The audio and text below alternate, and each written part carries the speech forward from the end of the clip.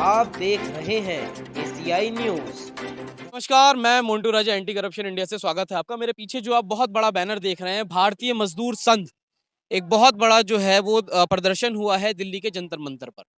तमाम अलग-अलग डिपार्टमेंट से, महकमे से लोग हैं, जो निजीकरण हो रहा है और जो स्थायी नौकरियां नहीं मिल पा रही हैं लोगों को, उसको लेके लोग जो हैं इसमें धरना दे रहे हैं। मेरे साथ मौजूद है, सर क्या नाम है आपका? संजय सिंह, अध्यक्ष भारतीय मजदूर संघ मध्य प्रदेश। संजय जी, ये बताएं, जो आज आप लोगों ने एक विशाल यहाँ प्रदर्शन किया है, क्या कहना चाहते हैं सरकार से? जो निजीकरण आप लोग जो कह रहे हैं कि निजीकरण हो रहा है, स्थायी नौकरियां नहीं मिल रही हैं, किस-किस डिपार्टमेंट के लोग आए हैं मध्य प्रदेश से?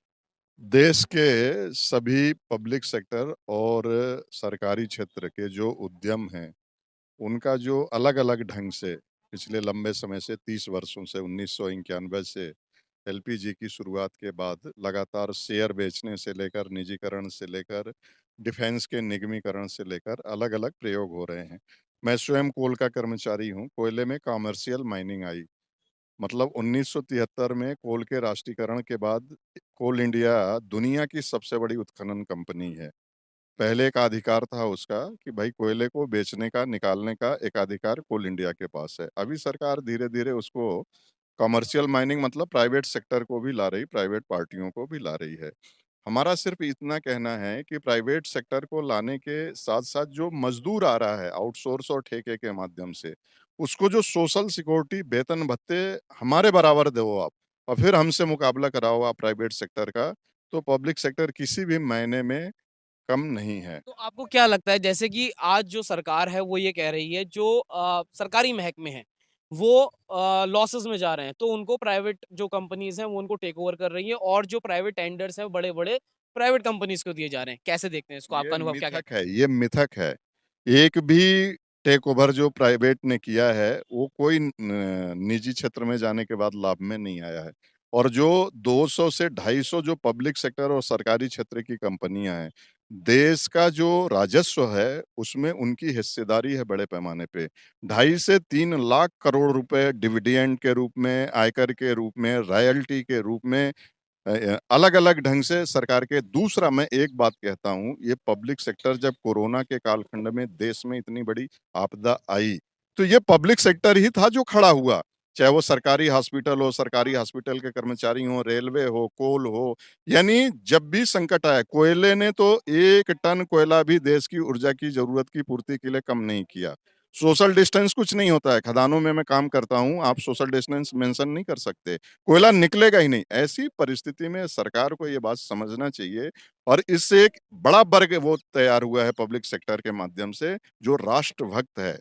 यानी देश पे संकट है तो ना अपने इनकम टैक्स की चिंता करता, ना अपने तनख्वाह की चिंता करता, ना अपने वेतन-भत्ते की चिंता करता, ना अपने वो खड़ा हो जाता है पूरी ऐसे एक बड़े वर्ग को समाप्त करने का प्रयास सरकार कर रही है और ये जैसे एक कहावत है, एक सोने का अंडा देने वाली मुर्गी जो है, उसको आप एकदम से हलाल कर दोगे ना, तो समाप्त हो जाएगा। ये बताइए इस कोरोना के कालखंड में सीएसआर के माध्यम से कितना वर्ग और कितना समाज कितना बीभत्स दृश्य दिखाई दिया कोरोना के कालखंड में इस निजी क्षेत्र का कि हजारों हजार की संख्या में लाखों लाख की संख्या में सड़कों में दुधमुहे बच्चे को लेकर अपना ट्राली लेकर के हजारों किलोमीटर पैदल जो है प्रवासी मजदूर चले किसके कारण अगर ये निजी मालिकों ने उनको इतना आश्वस्त किया होता उनको मकान का किराया दे दिया होता उनके खाने पीने रहने की व्यवस्था कर दी होती तो दुनिया में जो भारत की बदनामी हुई है प्रवासी मजदूरों के माध्यम से और इसका डिस्क्रेडिट किसी को जाता है तो निजी क्षेत्र को जाता है। 2 सवाल यहाँ पे सर मैं आपसे करूँगा।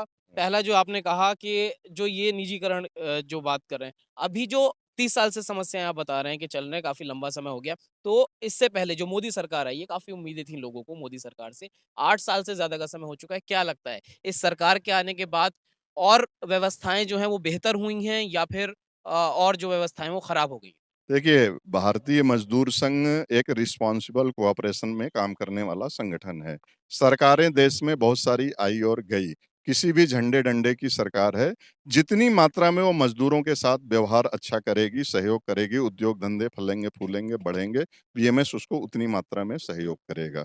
इसलिए भारतीय मजदूर संघ, चूंकि ये देश की जितनी भी 1952 के बाद चुनी हुई सरकारें, सब हमारी सरकारें हैं, जिसने देश के लिए अच्छा, तो एक बात तो मानना पड़ेगा, वर्तमान नरेंद्र मोदी सरकार राष्ट्रीयता के भाव से ओतप्रोत होकर काम कर रही है। उसने बहुत सारे ऐसे, धारा 370 का विषय हो, अयोध्या में राम मंदिर निर्माण में भूमिका हो, राष्ट्रवादी मानचिन्हों को बढ़ाने का विषय हो, इस पे हम गौरव महसूस करते हैं। लेकिन अर्थ का जो क्षेत्र है, खास तौर से पब्लिक सेक्टर को, ये हमारी रीढ़ की हड्डी है।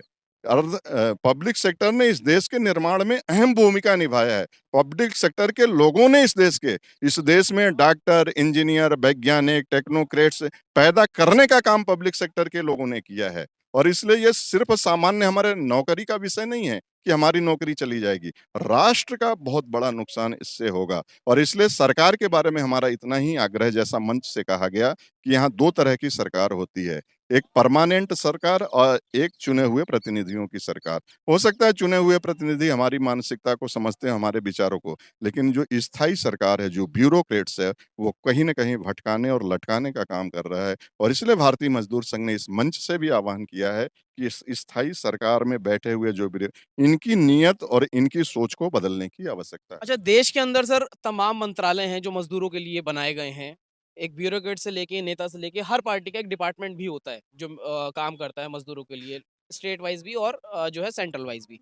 क्या लगता है, कारगर है? सालों से समस्याएँ मजदूरों के साथ हो रही हैं, उसके बाद भी तमाम चीज़ें होने के बाद भी मजदूर की जो स्थिति है जैसे की तैसी है। देखिए, अभी भारत सरकार ने 4 बिल लाया है श्रम के क्षेत्र में। जैसा समाज में प्रचारित है कि 44 श्रम कानूनों को समाप्त करके 4 कानून लाया है।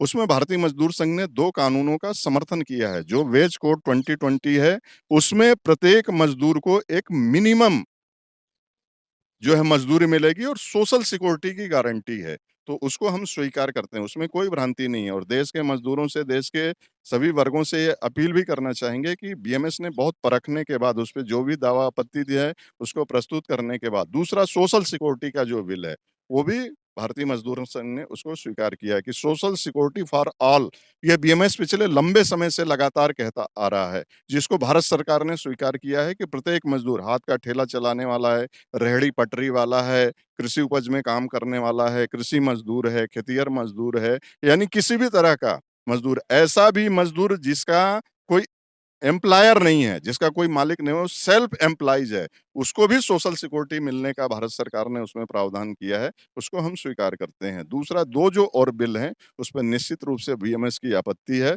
और उस आपत्ति से सरकार को जो है अवगत करा है। भारतीय मजदूर संघ सिर्फ इतनी बात करता है कि किसी भी परिवर्तन में ट्रेड यूनियन बीएमएस को भी शामिल किया जाए इस देश के, यानी प्रबंधन, सरकार और यूनियन, मजदूर संघ, इनको शामिल करके कोई परिवर्तन करे तो अच्छा बेहतर परिणाम उसके प्राप्त होंगे। साथी जो और खड़े हैं उनसे भी बात कर लेते हैं। साथी ने बताया, और ये बताएं कि निजीकरण को लेके जो बात आप लोग कर रहे हैं, तमाम चीज़ें होने के बाद भी आप रेलवे से संबंध रखते हैं। रेलवे की स्थिति बहुत बुरी देखी जा रही है। तमाम रेलवे वाले आके यहाँ पे, चाहे वो ट्रैकमैन हो या फिर अन्य जो डिपार्टमेंट होते हैं, उनके लोग भी यहाँ प्रदर्शन करते हैं। कैसे देखते हैं निजीकरण को लेके? देखिए, हमारा विशेष जो विरोध है निजीकरण और निगमीकरण का ही है। रेलवे में एक समय में 25 लाख कर्मचारी हुआ करते थे, आज वो 11 साढ़े 11 लाख रह गए हैं और उससे कहीं अधिक ज़्यादा कॉन्ट्रैक्टर वर्कर हमारे यहाँ आ गया है। जो भारतीय मजदूर संघ का विशेष 3 बिंदुओं पे जो फोकस है, निगमीकरण उनके बिल्कुल खिलाफ है। एक, आज आम नागरिक की सोशल सिक्योरिटी होना चाहिए, वेज सिक्योरिटी होना चाहिए और उसकी जॉब सिक्योरिटी होना चाहिए। ये 3 मुद्दे निगमीकरण और निगम में ये संभव नहीं है। हमने देखा है कि हमारे जो प्राइवेट वर्कर काम करते हैं, सरकार कुछ पैसा देती है, ठेकेदार उनको 5,000 7,000 रुपये देता है और उनको वीकली ऑफ भी नहीं देता है। महीने में अगर वो 30 दिन काम करते हैं, तो उनको 30 दिन काम करने के बाद 30 दिन का पैसा मिलता है। जो 4 दिन साप्ताहिक अवकाश है, विश्राम, वो भी नहीं मिलता है और समय से अधिक कार्य उनसे लिया जाता है। तो अच्छा, ये बताएं, ये जो भारतीय मजदूर संघ है, आपको लगता है कि जो सरकार है वो ब्यूरोक्रेट्स, नेता और तमाम जो डिपार्टमेंट्स होते हैं वो बैठ के बात करते हैं, संघ को शामिल नहीं किया जाता है, इसलिए ये स्थिति है? नहीं, ऐसा बिल्कुल नहीं है। भारतीय मजदूर संघ एक राष्ट्रवादी संगठन है और प्रतिनिधि जनप्रतिनिधि द्वारा चुनकर केंद्र में सरकार आती है। यह यदि वह भारतीय मजदूर संघ या मजदूर के प्रति, किसी भी देश के मजदूर के प्रति यदि उसके हित का कार्य करती है तो भारतीय मजदूर संघ उसके साथ कंधा से कंधा मिलाकर चलता है। लेकिन अभी डिफेंस सेक्टर में एक प्रहार किया, पीएसओ बनाने की आवश्यकता नहीं थी। देश की चौथी भुजा के रूप में डिफेंस को देखा जाता है। आयुध निर्माणियां देश की वो निर्माणियां हैं जिन्होंने 71 की लड़ाई, जो भी लड़ाई लड़ी, सारे संसाधन डिफेंस से दिए हैं। और आज हम सीना ठोक कर कह सकते हैं जो कार्य डिफेंस के अंदर निर्माणियों के कार्यकर्ताओं ने किया है वह प्राइवेट वाला कभी नहीं कर सकता। अंत में सर एक हम संदेश भी चाहेंगे जो आप दें, क्या कहना चाहेंगे जो मजदूर वर्ग है आज, जो ये तमाम लोग परेशानी झेल रहे हैं, कैसे उनको सशक्त बनना चाहिए, और आपका एक संदेश जो उनको एक मदद करे उनकी राह में? मजदूर, हमारे भारतीय मजदूर संघ के संस्थापक श्रद्धेय दत्तोपंत जी ठेंगड़ी ने कहा कि मजदूर अगर खड़ा है तो देश भी खड़ा रखेगा। इसलिए मजदूर को खड़ा रखने के लिए, उसके सर्वांगीण विकास के लिए भारत सरकार जो हम लोग अपील कर रहे हैं उसको स्वीकार करना चाहिए और ठंडे दिमाग से ये सो प्रक्रिया है जो राष्ट्र के लिए ठीक नहीं है उसको रोकना चाहिए, उस पर रोक लगाना चाहिए और वीएमएस के साथ वार्ता करके एक नई सोच के साथ जो है समाधान निकाला जाना चाहिए, जिसमें मजदूरों का भी भला है, उद्योग का भी भला है और देश का भी भला है। नेक्स्ट पड़ाव क्या होने वाला है? भारतीय मजदूर संघ विचार करेगा, सरकार के कदम के आधार पे नेक्स्ट कदम भारतीय मजदूर संघ का होगा। बहुत बहुत शुक्रिया सर। धन्यवाद। तो तमाम जो आपने लोग देखे, यहाँ पे अलग अलग राज्यों से लोग आए थे जो मजदूरों के लिए आवाज उठा रहे हैं, निजीकरण और जो समस्याएं देख रहे हैं आप उनको लेके। कितना समझते हैं आप, क्या आप अपने विचार रखते हैं, अपनी राय कमेंट द्वारा हमसे साझा कर सकते हैं। अगली अपडेट के साथ आपके सामने फिर प्रस्तुत होंगे। नमस्कार। सब्सक्राइब करें हमारे YouTube चैनल को और बने रहें हमारे साथ।